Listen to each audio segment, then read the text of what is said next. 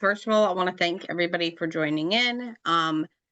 It is even more important. It's every year is incredibly important for us to have our volunteers to help with this voting survey. But this year it's even more important due to just the funding and things that we are dealing with here and throughout the state. So we really appreciate everyone's help and everyone's support in this. The survey is very similar to last year, but I'm going to go ahead and screen share it so that you all can see it. I will also read through the survey, and then if you all have questions, we will address questions. And then I want to show you all our press release and our report to the Election Commission to show you what these survey responses, what happens with the survey responses once they come to us. So I'm going to go ahead and screen share.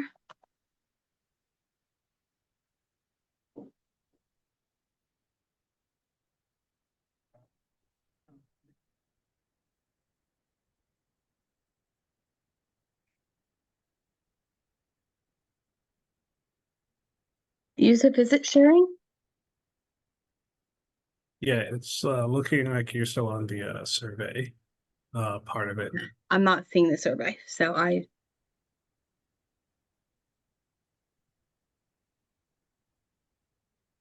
okay, now I'm seeing the survey. Are you all still seeing the survey?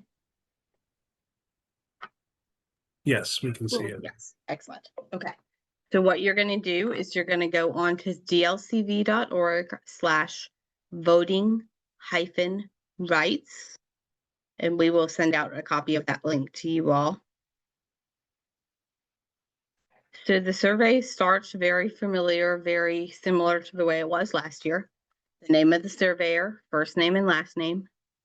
We are now requiring an email address just because we need to be able to get in touch with you if we have questions regarding your survey.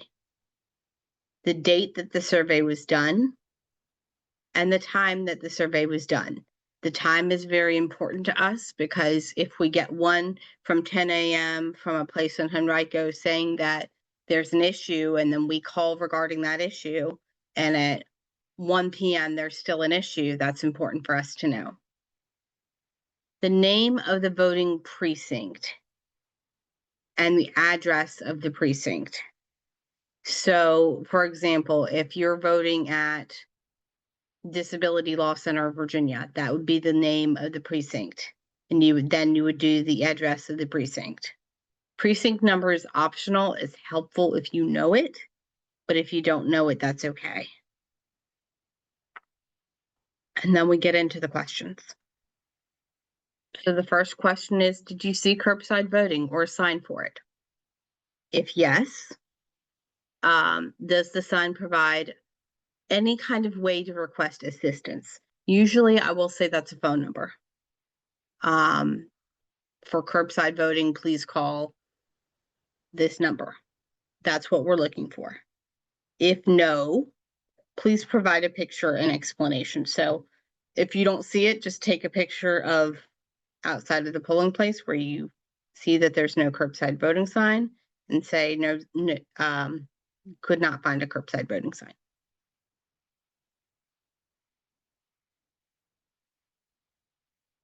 Are the accessible parking spaces the closest spots to the door? Yes or no? If no, please provide a picture. So for sometimes what this is folks showing us the distance kind of in a photo between the parking spot and the door.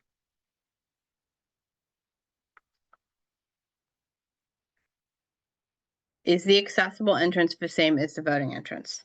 This one can get kind of tricky. So sometimes what they try to do is they make another accessible entrance that's a different entrance than the voting entrance. However, sometimes they don't move accessible voting signs or they don't move the accessible parking signs so that they're closest to that accessible entrance. What we would really like to see is that there be one entrance and that entrance be accessible. So that's another yes or no. If no, please explain. And if you can't provide a picture, please do that. You'll see in the report when I show you the report that the photos are very helpful for us. Was there a smooth, clear path of travel from the parking lot to the door? This one, we just want to make sure that there's no potholes or tree limbs or miscellaneous things in the pathway to get to the door.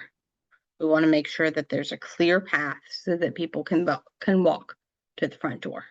So again, yes or no. If no, please provide an explanation and a photo if possible. This one did get a little bit of changes this year. Can the door be open with one hand? That is new language. Instead of can it be open with an open hand, it's can it be open with one hand? If it's not able to be open with one hand, is it being held open by a person or a cone? If the answer is yes to any of those, then the answer to this question is yes. Also, if there's an automatic door opener, one of the buttons to open the door, the answer to this question is yes. What we're looking for here is just to make sure that it's not like doors with twist knobs that are really difficult to open or doors that are more difficult for folks to open.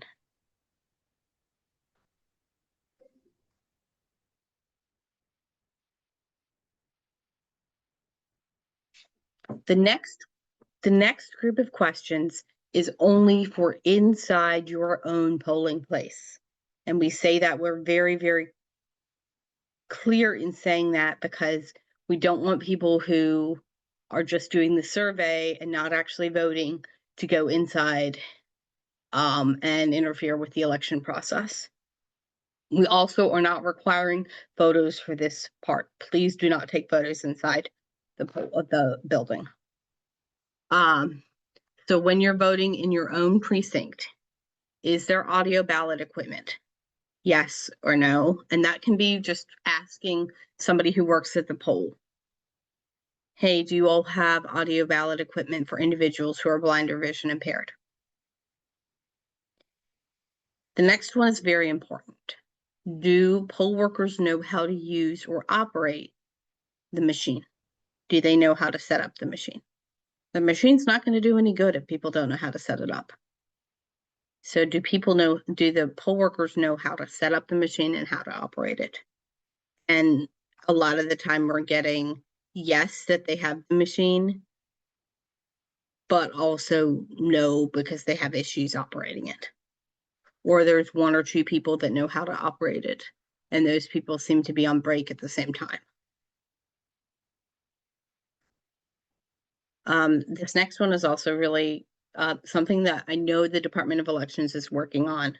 When you're in your own precinct, do you see any kind of sign noting that voters can ask a poll worker for assistance with the voting process? This is something we've been pushing for a long time with the Department of Elections. So we're really trying to see if this is something that they have instituted. And then do you see any obvious disability etiquette issues? Are they treating people right? Are they interacting with people appropriately? Is the other accessible equipment, there should be like a table that can lower for people who need it. Is that working? Do you see folks just being treated appropriately? And then you can upload the pictures of what you took and hit submit. And we do need this to be done for every single polling site that you do. Some people have been trying to put multiple polling sites in one survey, and that's not going to work. So we do need a survey for each polling site. So I'm going to pause here and see if you all have questions regarding the survey. And feel free to come off mute. Yes, Heidi. Yes. Sorry, I'm new. Oh no, you're totally fine. I had an issue. We have quite a few new people, so. What?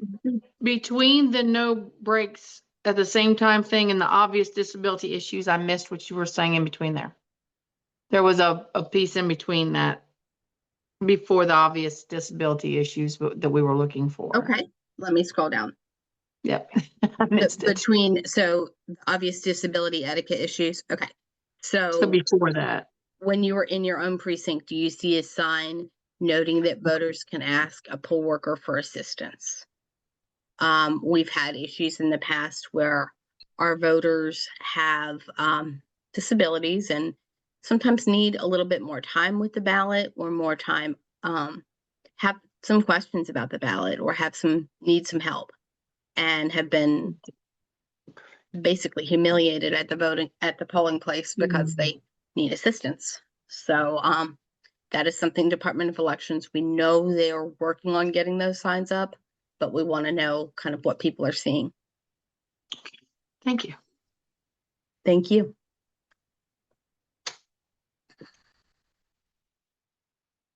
Any other questions?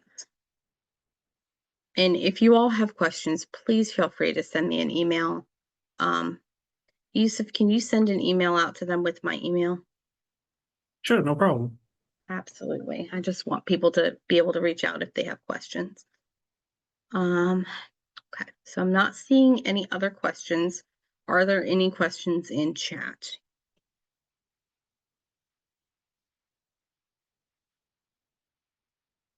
I'm guessing no. No questions in chat. No questions in chat. Okay. So then I guess the next part is what happens with these results when we get these results from you all.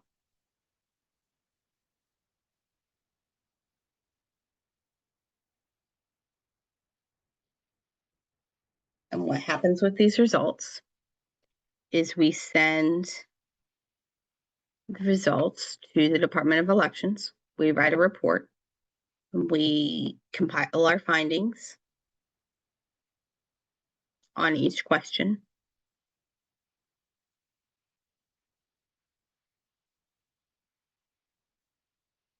We include photos.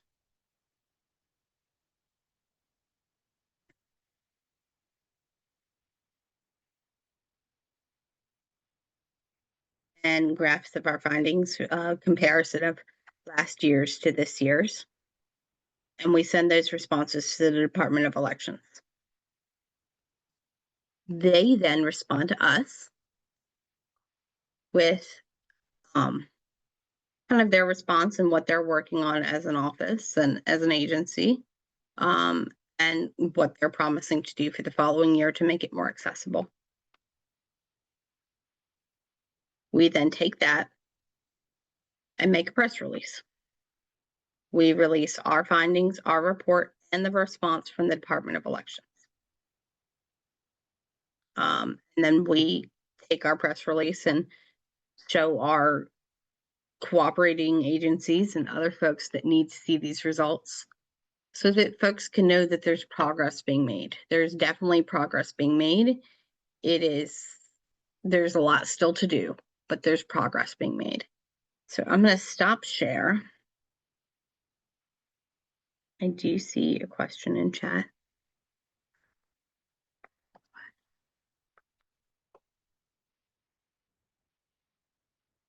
Okay. And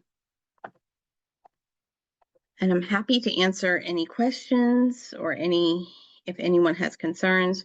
I know email address is being required this year. If you don't have one, just write NA. So I'm happy to answer questions, or if anyone has concerns regarding the survey, I'm happy to try to answer those.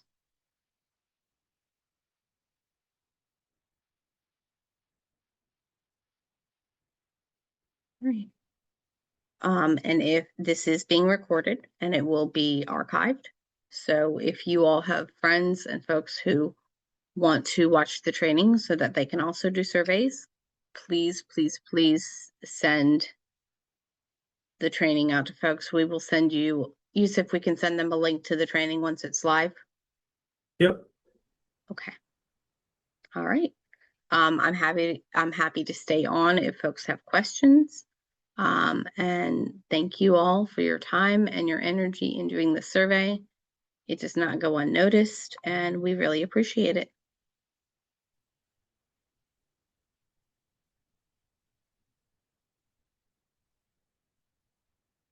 Thank you.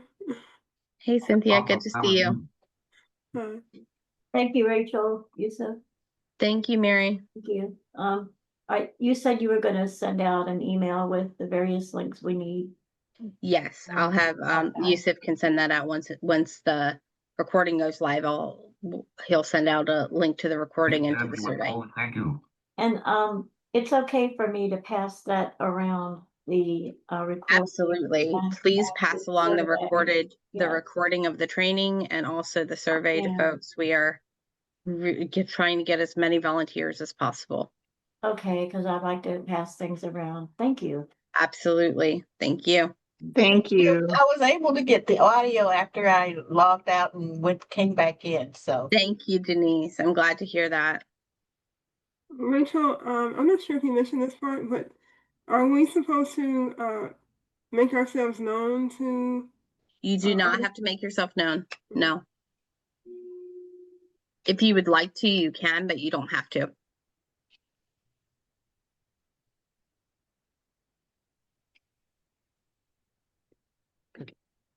Thank you both. Hey, Appreciate it. Sean. Thank you.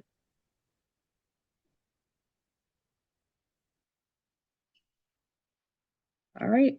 Thank you, Yusuf. I think we can stop recording.